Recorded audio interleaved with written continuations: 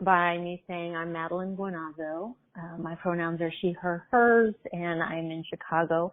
I am the co-founder and director of training for Cuddlist. And this is our Wednesday night Q&A teleclass.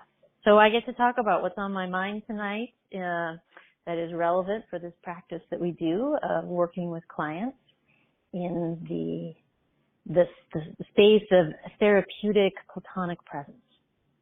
And the topic tonight is called meeting our clients as human beings, and then in parentheses, not human doings. So I as my own joke to myself, I commonly joke that I was raised by human doings. And, and from my perspective, that was my experience. I learned to focus on doing. That was the message that I heard. And I believed that my value was in my accomplishments, in my effectiveness, in what I achieved. And I focused on being useful. At the very least, I wanted to be useful. And I thought that that would keep me safe. As a child, that's what I thought. And what I've come to see progressively through my life, and I keep learning, is that this actually leaves me perpetually drained and feeling hopeless, because no matter how much I do, I have to keep doing. And there's no rest and there's no peace in it. It actually keeps me scared and acting in ways that are scary, frankly. So I don't know if any of you can relate to that. You can let me know when we, get to the open part of it. But, as a result, I've come to focus on non-doing. So non-doing, it's funny how we don't really have a language for for the opposite of doing, which is being, right? And yet in being, right, doing happens. So this non-doing is a frame of mind that I'm cultivating. And I find that doing happens much, much, much, much, much more easily and effectively and gracefully this way when I focus on non-doing. So non-doing is about allowing what happens rather than making things happen. Making things happen can be stressful. At least for me, I put a lot of pressure on myself and I take a lot of the fun out of it. So it unintentionally creates stress. And really underneath it, there's this belief that bad things will happen if I don't intervene, or the good things won't happen unless I intervene. Those are actually the same sweater. They're just inside out. But the truth is that, right, it's based on fear, and fear creates fear, and stress is stressful. And it sabotages a lot of great things that come out of the natural order of things. And I like to put a capital N and a capital O on natural order. And that can be a really magical place. It's a place of graceful flow, a place of kind of no busy mind. And it's also being in a friendly relationship with life itself, when we can cultivate our connection to that. So it is also self-reinforcing. I find that the more I practice taking these little leaps of faith to let go, it's like telling my mind, it's okay, honey, it's okay.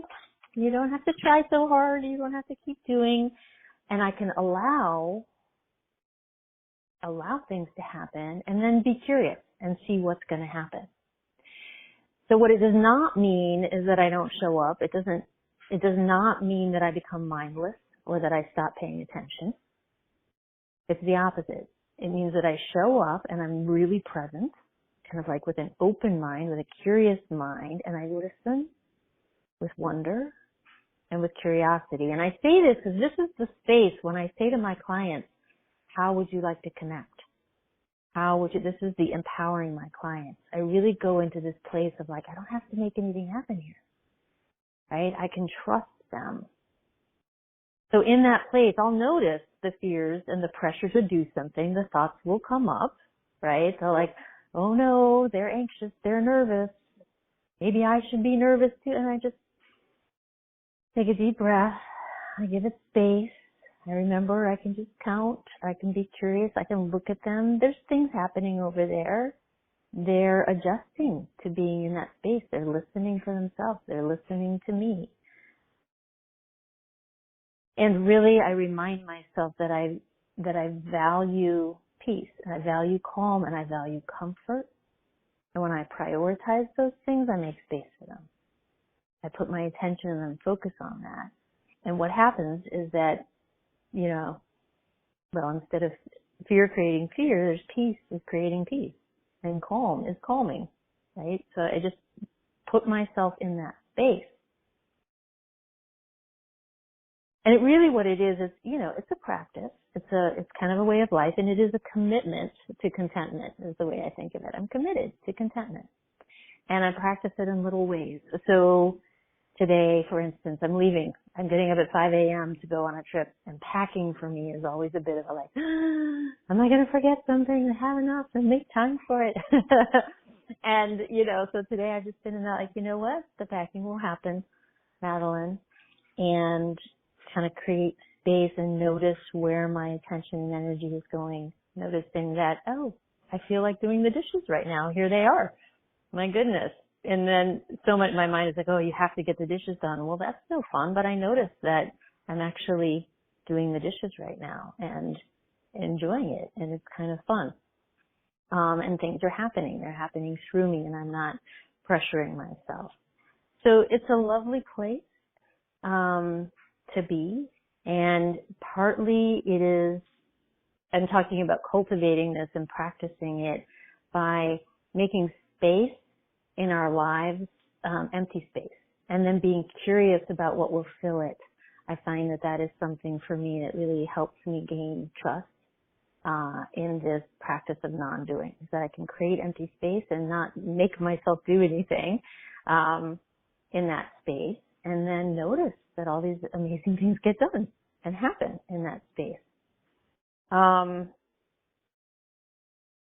So let's see. I guess that's my question is how is this landing on you? Can you relate to any of this?